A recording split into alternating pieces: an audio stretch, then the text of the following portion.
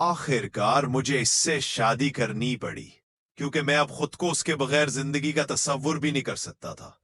لیکن یہ کہانی یہاں سے نہیں شروع ہوتی، بلکہ اس دن سے شروع ہوتی ہے جب میں نے اسے پہلی بار دیکھا تھا۔ ہمارے کالج کے پہلے دن میں احمد ایک عام سا لڑکا تھا جس کی زندگی میں پڑھائی اور دوستوں کے سوا کچھ خاص نہیں تھا۔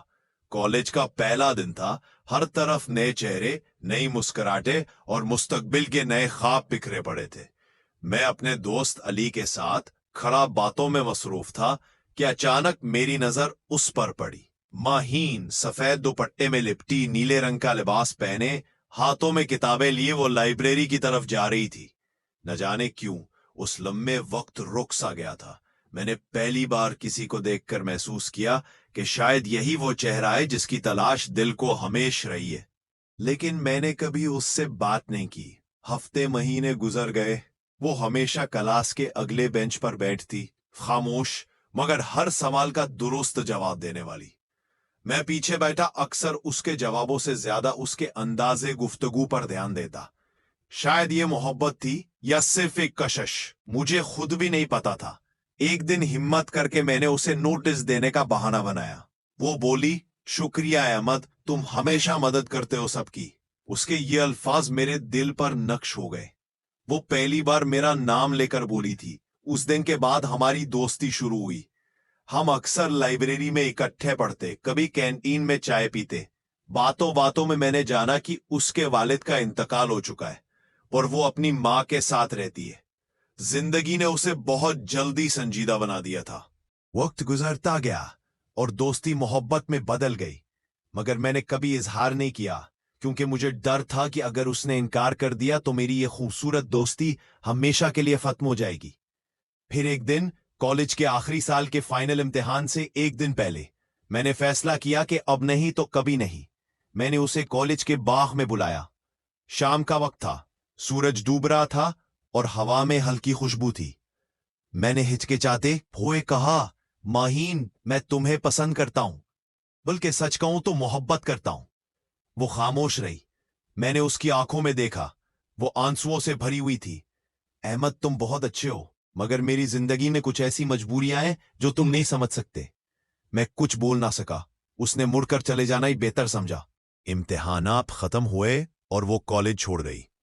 میں نے بہت کوشش کی کہ اسے ڈھونڈوں، مگر کہیں کوئی سراغ نہ ملا۔ وقت گزرتا گیا، میں نے اپنے کیریئر پہ توجہ دی، نوکری ملی، مگر دل کے گوشے میں وہ ہمیشہ زندہ رہی۔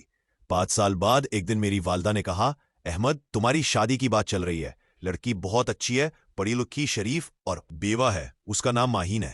میری سانس رک گئی، میں یقین نہیں کر پایا۔ ماہین؟ میں نے ڈھیرے سے پوچھا۔ ہاں بیٹا، تم جانتے ہو اسے؟ میں نے بس اتنا کہا۔ کبھی جانتا تھا۔ شادی کی بات طے ہو گئی۔ میں جانتا تھا کہ وہ بیوہ ہے، مگر میرے دل میں کوئی جھجک نہیں تھی۔ میں نے سوچا شاید قسمت نے ایک بار پھر ہمیں ملایا۔ شادی کی رات جب ہم پہلی بار اکیلے ہوئے، میں نے اس کی طرف دیکھا۔ وہ چپ چاپ بیٹھی تھی، جیسے آنسو ضبط کرنے کی کوشش کر رہی ہو۔ میں نے نرمی سے کہا، ماہین، تمہیں مجھ سے شادی کرنی ضروری نہیں تھی، اگر تم چاہو تو۔ وہ جلدی سے بولی، نہیں احمد، میں نے خود یہ فیصلہ کیا۔ تم نہیں جانتے زندگی نے مجھے کتنی بار توڑا ہے، مگر شاید اب میں پھر سے جینا چاہتی ہوں۔ میں نے اس کے ہاتھ تھام لیے۔ پھر وعدہ کرو اب کبھی اکیلی نہیں رہو گی۔ وہ مسکرا دی۔ برسوں بعد، شاید پہلی بار، زندگی آہستہ آہستہ معمول پر آنے لگی۔ میں نے جانا کہ اس کے شوہر کا انتقال حادثے میں ہوا تھا اور وہ کئی سال ڈپریشن میں رہی، مگر وقت کے ساتھ ہمارے درمیان محبت نے ایک نئی روح پھونک دی۔ ایک دن میں نے کہا، ماہین، یاد ہے کالج کے باغ میں تم نے کہا تھا تمہاری کچھ مجبوریاں ہیں؟ وہ بولی، ہاں احمد، وہ مجبوری میری ماں تھی۔ وہ چاہتی تھی کہ میں اس لڑکے سے شادی کروں جسے وہ پسند کرتی تھی، اور میں نے ان کی خوشی کے لیے ہاں کر دی، مگر شاید قسمت نے مجھے تمہارے لیے سنبھال رکھا تھا۔ میں خاموش رہا۔ کبھی کبھی زندگی کا چکر اتنا عجیب ہوتا ہے کہ جو لوگ جدا ہو جاتے ہیں وہی کسی موڑ پر پھر سے مل جاتے ہیں۔ بس اس بار تھوڑے پختہ، تھوڑے ٹوٹے ہوئے، مگر زیادہ سچے۔ سال گزرتے گئے۔ ہم نے ایک بیٹی کو جنم دیا، اروشی۔ میں نے جب اسے گود میں لیا تو دل میں صرف ایک خیال آیا، آخرکار مجھے اس سے شادی کرنی پڑی، کیونکہ شاید یہی میری تقدیر تھی۔ اور ہاں، تقدیر کبھی غلط نہیں ہوتی۔